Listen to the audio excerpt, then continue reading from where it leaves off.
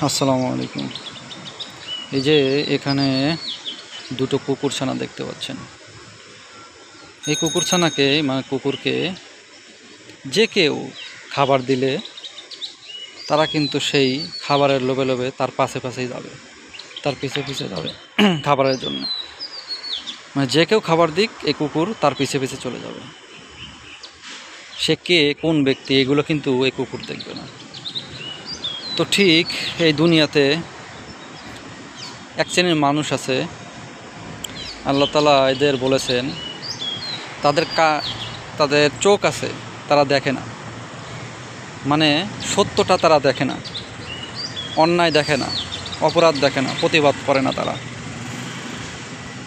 তারা অন্যায় অপরাধ প্রতিবাদ করে না। তাদের কান আছে, তারা সত্য কথা শোনে না, কান দিয়ে ভালো কথা শোনে না। এবং অন্তর আছে, তারা অনুধাবন করে না। তাদের অন্তর দিয়ে কোনটা পাপ, কোনটা ভালো, কোনটা মন্দ, এগুলো বিবেক বুদ্ধি দিয়ে বিচার করে না।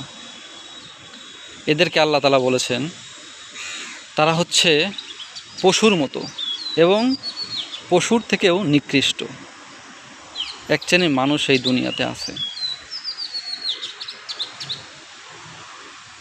আল্লাহ তাআলা তাদেরকে হেদায়েত দান করুক। আর যদি হেদায়েত না থাকে কপালে, তাহলে তাদেরকে আল্লাহর আযাব দ্বারা ধ্বংস করে দিক।